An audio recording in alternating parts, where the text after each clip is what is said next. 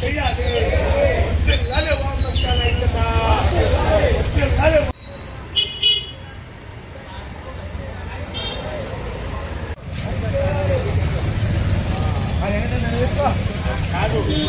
నడపాలి.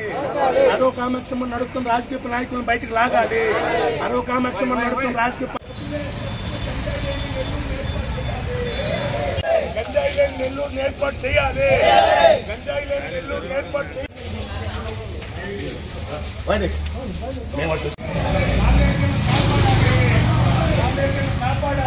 నెల్లూరు ఏర్పాటు చేయాలి.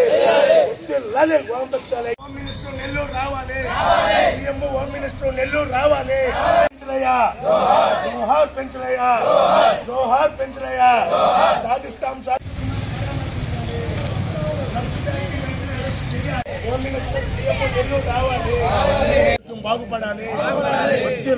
పోలీసుల ఐక్యత కార్యక్రమంలోనే ఈరోజు మా కామిరెడ్డిని ఒక ఆయన ఒక మంచి కోసం నా మాదిరిగానే బిడ్డలు స్కూల్లో చదువుకుంటా ఉంటే పోయి తీసుకొని వచ్చి 3 గంటలకి ఇంట్లో ఇడిపోయడానికి వస్తే ఇటు 3 బండ్లు అటు 3 బండ్లు వచ్చి నిర్దాక్షిణంగా కొట్టి విపరీతంగా కత్తులతో నరికి ఆ విధంగా పారేసిపోతే ఇంత దుర్మార్గమైన పరిస్థితి నెల్లూరు జిల్లా చరిత్రలో ఎన్నడూ లేదు. అన్ని రాజకీయ పార్టీలు రోడ్డెక్కి ఖండించేది.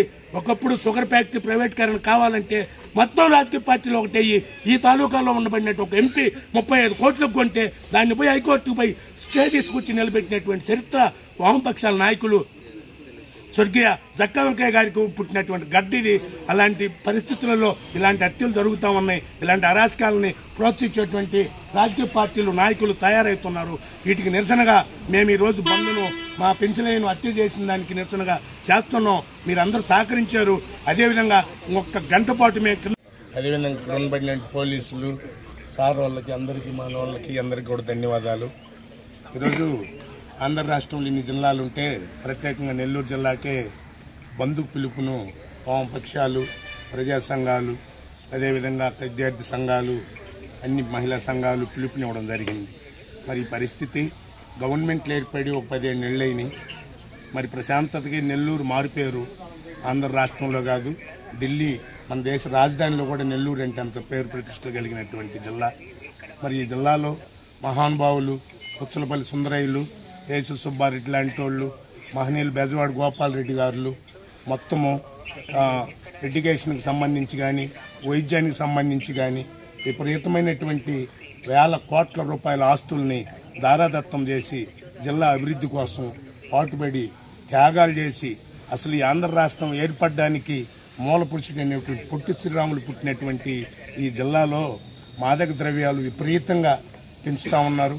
విపరీతంగా గంజాయి ఎక్కడో ఒరిస్సా రాష్ట్రాలు ఇతర రాష్ట్రాల నుంచి వచ్చి మొత్తం భారతదేశంలో దక్షిణ భారతదేశం మొత్తానికి కూడా వీరు అందించేటువంటి బ్యాచ్ నెల్లూరులో తయారైనదంటే ఈరోజు అన్ని రాజకీయ పార్టీలు కానీ మిగతా వాళ్ళు కానీ సిగ్గుతో తలంచుకునేటువంటి పరిస్థితి ఏర్పడిందంటే ఈరోజు నెల్లూరుని చూసి మొత్తం యావత్ ఆంధ్ర రాష్ట్రం కాదు, ఇటు మొత్తం భారతదేశం కూడా చూస్తూ ఉంది.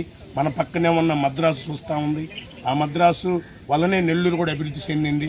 ఇలాంటి పరిస్థితులలో ఆ గంజాయి బ్యాచీల్ని పెంచి పోషిస్తున్నటువంటి రాజకీయ పార్టీలు ఏమిటనేటువంటిది మేము ప్రత్యేకంగా చెప్పడం లేదు, చెప్పాల్సిన అవసరం లేదు. ఎందుకనంటే ఈరోజు టీవీలలో పత్రికలలో పుంకాలుగా వైరల్ అయిపోతూ ఉన్నాయి. ఆ నాయకుడు ఏమైనా శారదీసినాడంటే, ఈ నాయకుడు ఏమైనా శారదీసినాడంటే ఇలాంటి ఒక దుర్మార్గమైనటువంటి బ్యాచీని ఎప్పుడో కట్టడి చేసి ఈ ప్రశాంతమైనటువంటి నెల్లూరు జిల్లాకి ఆ విధంగా ఉండబడినటువంటి జిల్లాని ఇంత చెడ్డ పేరు తీసుకురావటం మరి ఈ పరిస్థితులలో ఈ రాజకీయాలు పట్ల ప్రజలు, కార్మికులు, విద్యార్థులు అసహించుకునేటువంటి పరిస్థితి ఒకవైపున తయారైంది. మరి రాజకీయ నాయకులుగా ఎలా వాళ్ళు చలామణి అవ్వాలని చూస్తున్నారో ఏమో వామపక్షాలుగా మాకైతే తెలియదు. ఏదైతే వామపక్షాలుగా ఈరోజు ఎక్కడైనా సరే ఒక చిన్న విషయం కనపడినా కూడా ప్రత్యేకించి ఖచ్చితంగా నిక్కచ్చుగా నిజాయితీగా ఇదిగో ఇక్కడ పొరపాటు జరుగుతుందని చెప్పిన దానికి ఈరోజు మా కామ్రేడ్స్ని అనేక మందిని కామెడి మన్సూర్ కాడి నుంచి comedy Chalapathi, comedy Chenchaiah, comedy Penchalaiah, comedy Venkateswarlu, comedy Malakonda Reddy గారిని మర్డర్లు చేపించినటువంటి చరిత్ర ఈరోజు ఈ కిరాయి హంతకులు ఇలాంటి గంజాయి బ్యాచ్లకే దక్కింది. అలాంటి వాళ్ళను ప్రోత్సహించడం ఈ రాజకీయ పార్టీలకి, ఈ రాజకీయ నాయకులకి ఎలాంటి పద్ధతి కాదని చెప్పి వామపక్షాల తరఫున మేము డిమాండ్ చేస్తున్నాం. ప్రత్యేకించి పోలీసులకి తెలవంది, మేమైతే తెలవదని మేము అనుకోవట్లేదు.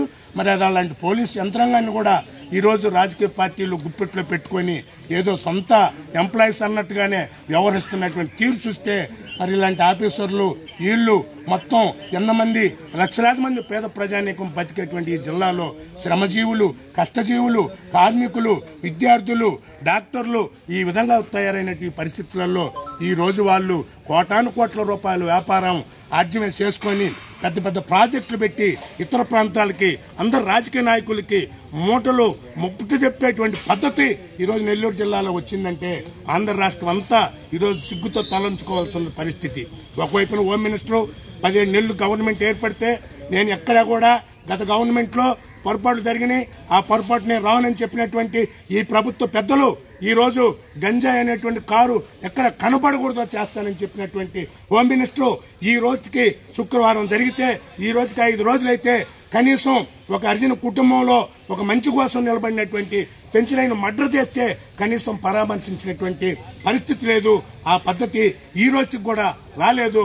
అందుకనే నెల్లూరు జిల్లాలో మా కామ్రేడ్స్ ఏదో హత్య కావించబడ్డారు, అంతటితో భయపడిపోతారు అనుకుంటే అది చాలా పొరపాటు. మేము మంచి సమాజం కోసం, సమాజం కోసం, విద్య కోసం, వైద్యం కోసం, రైతాంగం గిట్టుబాటు ధరల కోసం, మాఫియా డాన్లను అరికెట్టేదాని కోసం ఏ అరాచకాలు సృష్టిస్తే వాళ్ళకి వ్యతిరేకంగా కమ్యూనిస్టు పార్టీలు నిలబడతాయి. మాకేమో ఓట్లు గెలుపులు మాతో నిమిత్తం లేదు, ఏనాడు కూడా మేము కోరుకున్నటువంటి పరిస్థితి లేదు. మంచి కోసమే మేము పోతున్నాం. ఏదో ఒక రోజున మీకే అందరికీ చెప్పుపెట్టుగా కనపడద్ది. ఆ పరిస్థితి నుంచి మీరందరూ బయటకు రావాల్సిన పరిస్థితి కూడా ఉంది.